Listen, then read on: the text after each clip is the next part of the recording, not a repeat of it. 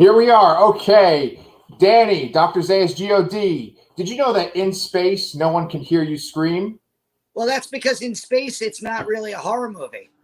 Bro, dude, we didn't even plan that. I just teed that shit up to you. We are coming at you live from the Lasercast channel and the Anchorpete channel because we have a very special event. Today, a new trailer dropped for In Search of Tomorrow, which is a documentary about 80s science fiction movies. Now, we are big fans of the guy that made this documentary, David Weiner. He's been on our show before, the Lasercast. So you guys can go and check out our channel, our interview with David. It was for In Search of Darkness. In Search of Darkness 2 is coming out soon, too. And we're going to actually interview David on Saturday. And then on Wednesday, it's going to go up on our Lasercast channel. So for tonight, while you guys join us, we're going to show you the new trailer for In Search of Tomorrow. Dan, you ready for this? Yeah, I can't wait. All right, make sure you guys stick around because after the trailer, we're going to geek out about it. All right, this is our first time doing this. Whoa! Start from the beginning. 1980 science fiction has all of those elements that make greatness in cinema and storytelling.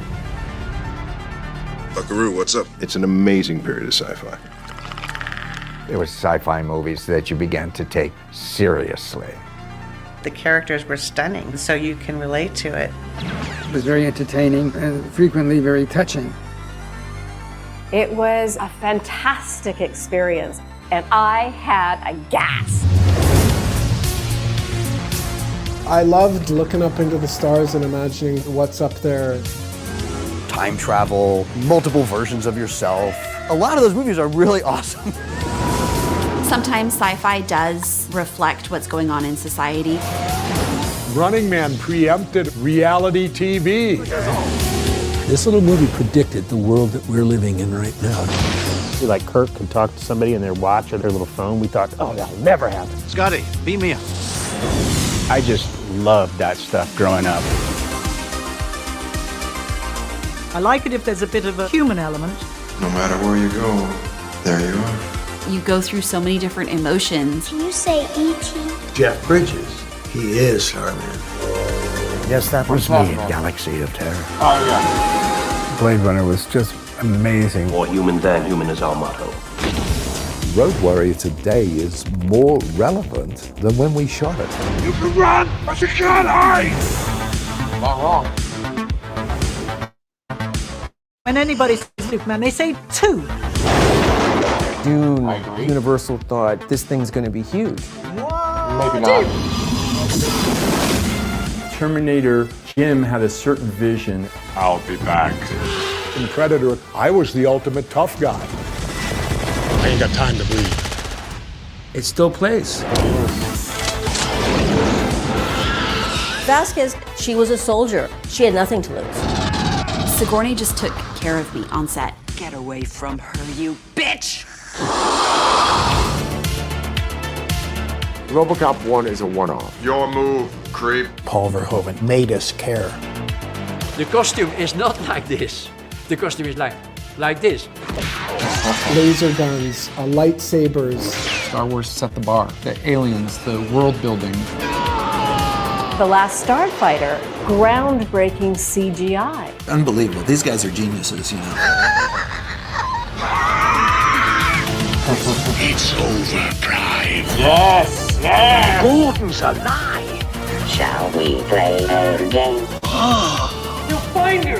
That's what he does! S.B. Pliskin. Call me Snake. Oh, Back to the Future! Great Scott. All right. They're kind of cheesy. It still was like this wonderful cheese in a way. So many amazing sci-fi movies in a single decade. We felt so creative and we were so loose. There will never be another time like it, ever. I mean, it's all classic. You've got to look at it and be proud of it. Can't we go back to what I grew up with, which is the beauty of sci-fi and imagination? Oh my God, it's full of stars.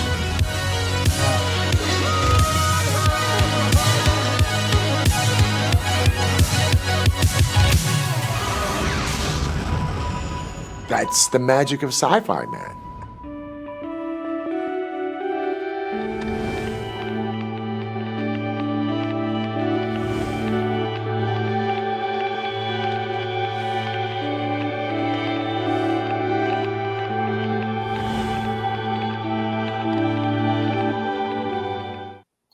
Nice. All right. Wow, that was awesome.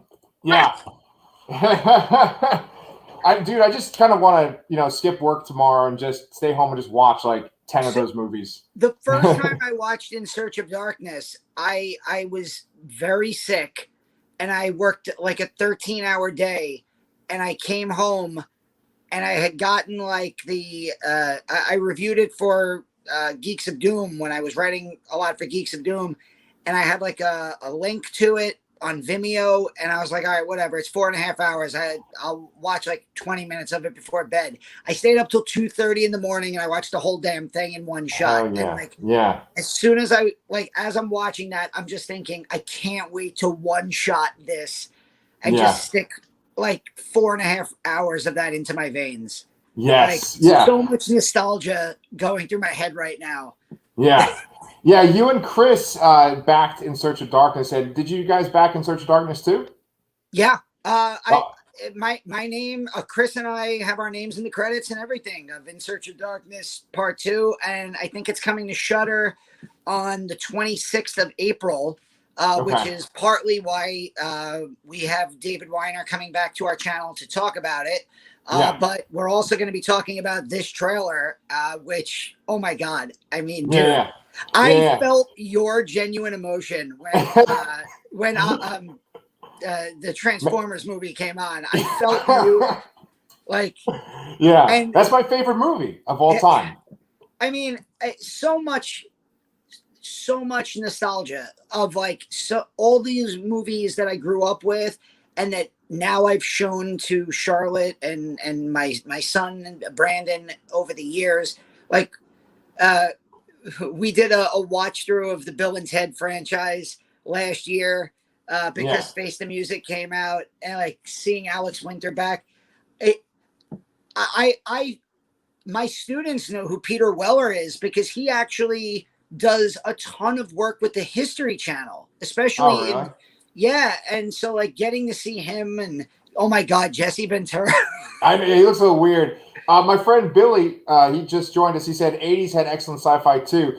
Billy, I don't know if you caught the beginning of this show, but we just showed the trailer for In Search of Darkness. Oh, yeah. And I mean, wait a minute. We got Danny, look at this name over here. Lassercast fan. Bro, they're live. Yeah. All right. So welcome. Everybody, Star Wars, of course, started in the 70s. But 2 of the original 3 Star Wars movies came out in the 80s. Hell yeah. And Empire and Jedi were 80 and 83. So many of the, and you saw it in this. It's like when people think of sci-fi, the first 2 things they always go to are Star Wars and Star Trek. And so much of that was 80s based. Yeah. I mean, I know they started in the 70s, but it really hit its mass fandom in the 80s. And John Carpenter and all of his work, which obviously goes from horror to sci-fi and blends all of these genres together. And you know what I loved watching that is exactly what I felt watching both of the In Search of Darkness documentaries. Is I feel like I'm going to need to watch this trailer 7 more times with a pad and start writing down all the movies that I want to rewatch and all the movies that I've missed that I haven't seen. I know you're a Dune fan, right? Yeah. Well, Danny, I was going to say, if you want to rewatch the trailer 7 times, here we go. I could put it on right now, Billy. If you missed it, there you go, Billy. I'm just going to do it without the volume on, though. And here's our Lassercast fan again. Hold on. You guys are so cool. Well, I knew it. Tell us something we don't know, man. But yes, am I a Dune fan? I tell my wife all the time, but she doesn't believe me. Yeah. So, Billy, check it out. This is the trailer without any sound.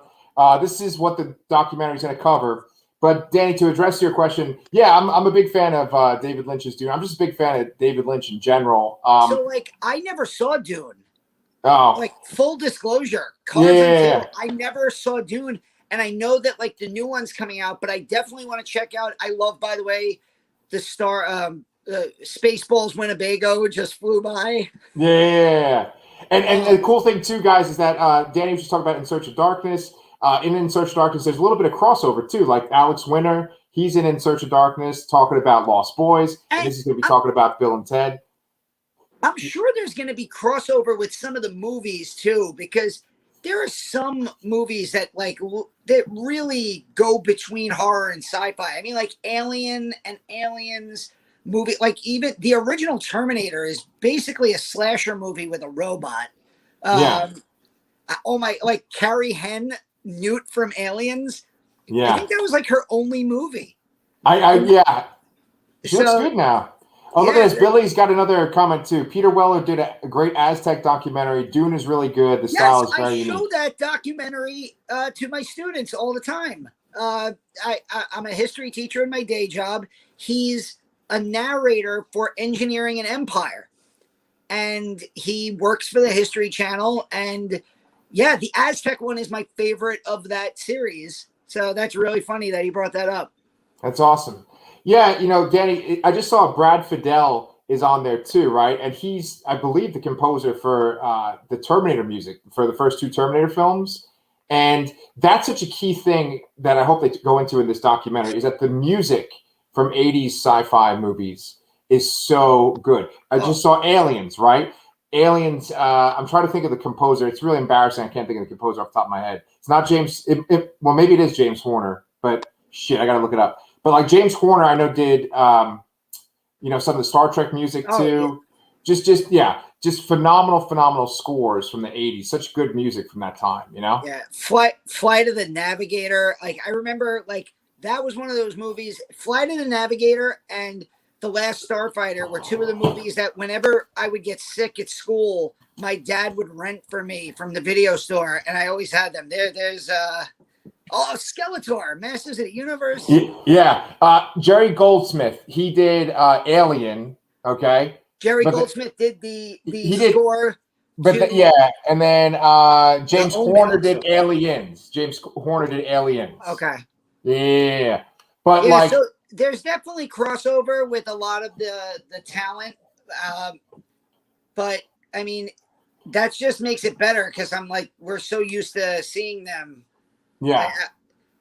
Oh man, I'm so excited. There's like, I'm like taking in so many of these clips that are from movies that I just missed. And I'm like, I can't wait to.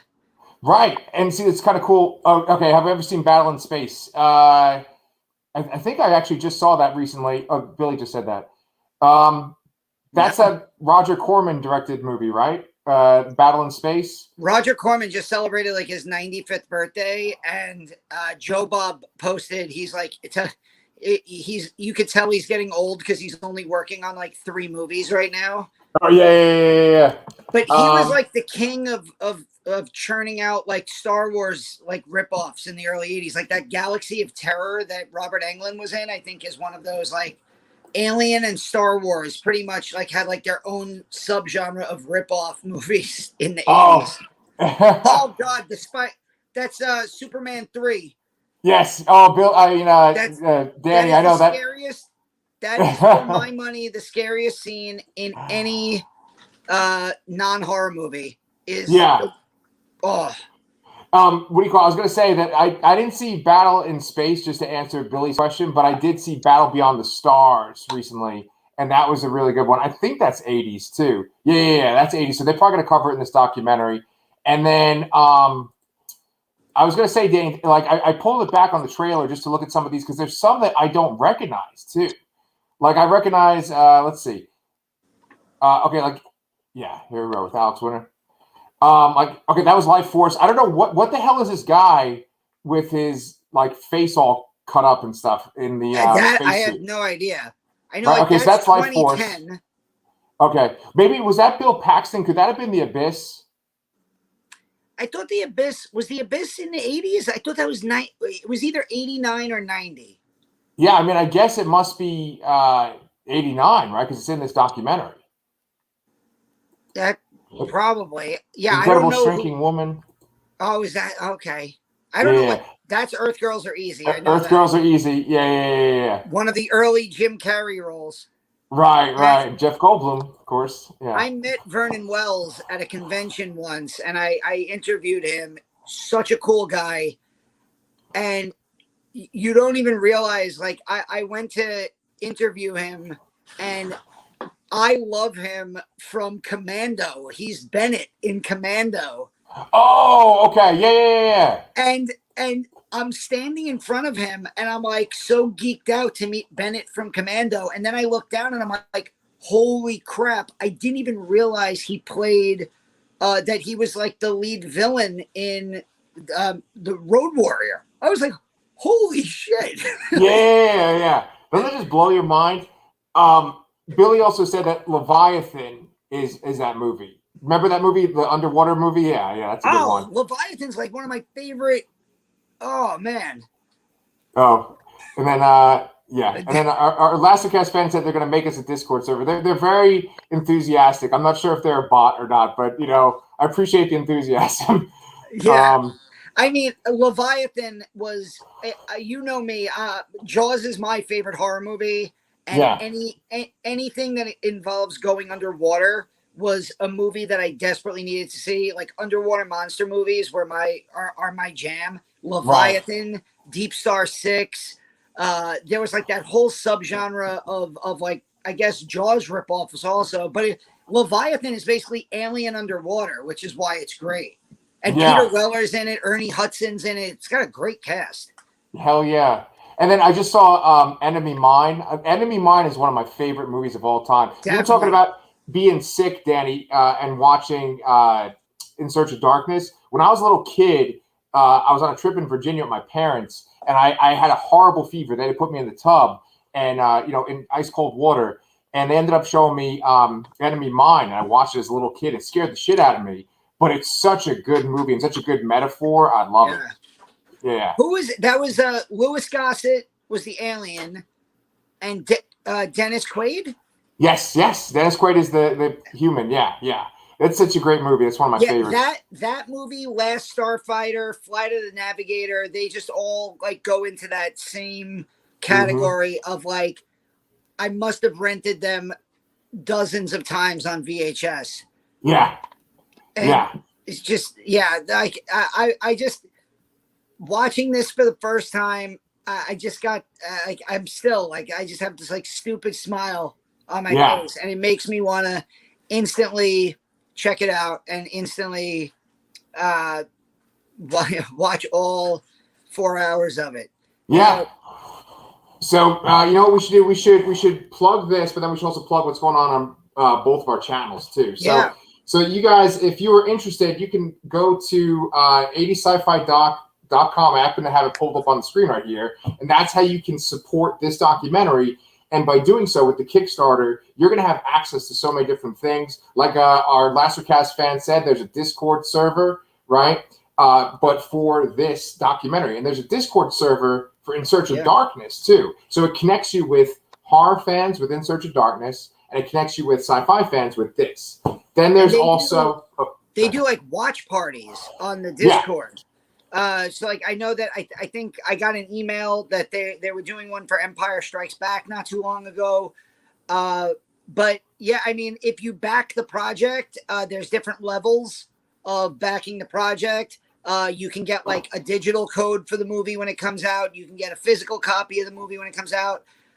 From In Search of Darkness 2, I have tubes full of posters that I haven't put up on my wall yet. Plus, I got my name in the end credits, which is a geek out moment.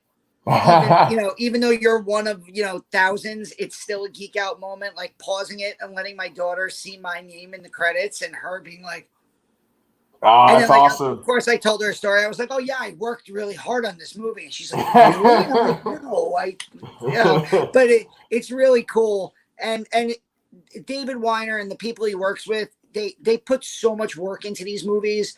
Like you could tell that, we've spoken to him. He is a fan of the genre. He's a fan of genre films first and foremost, and you have to be to put in the level of work and commitment that he does to these projects. Yeah. Yeah, and it's a real pleasure to get to talk with him too. And so we've talked with him once. You can go check out that interview on our channel on the Lastercast. It's our In Search of Darkness interview. Then, like I said, we're going to interview him on Saturday, and that's going to go up on the Lastercast channel on Wednesday coming up. And then on the Anchorpete channel, for those of you that are watching on the Anchorpete channel, tomorrow night, Brian and I are going to do our live Falcon and Winter Soldier review at 9 p.m. Central Time. And then, one last thing too. Danny and I are kind of interested in doing something for Alien Day, which is for April 26th, right? LV426. So we're going to do something for that. And then Sherry and I are interested in doing something for Alien Day too. So we'll probably talk about the first Alien movie. But of course, Aliens is mentioned in this documentary right here. Also, I mean, this whole month on the Lastercast, we are focusing on Shudder, the horror streaming channel, best selection of horror streaming content around. Tomorrow is the second episode of season 2 of Creepshow. I'll be covering that tomorrow. Tomorrow night, I'll have a new video up, maybe Saturday morning, depending. But that Creepshow, and there's going to be more movies. I have a review of The Howling, which just went up on the channel. And, In Search of Darkness Part 2 comes out later this month. They also have the Fangoria Chainsaw Awards, celebrating the best horror movies of 2020. That's going to be live on Shudder later this month. Also, I think the 18th. So that's really cool. Can't wait. And Joe Bob's coming back. That's right. Joe Bob's coming back on Friday the 16th for season 3 of The Last Drive-In. And Pete and I are going to be doing some discussions about the movies probably on a Saturday after we stay up all night to watch the movies on Fridays. Exactly. So you guys, obviously there's a shit ton of content from us coming up for the month of April and just in general. So we appreciate you guys watching. Appreciate you guys that commented, especially we have like 17 different Lastercast fans now, Danny. Look, one of them says right here, I want to give you $3 million. Maybe we'll address them. We appreciate you. But I accept. We gladly accept. Thank you. Yes. And we just got to start a Patreon. We'll get you guys on that. But we'll talk to you guys real soon.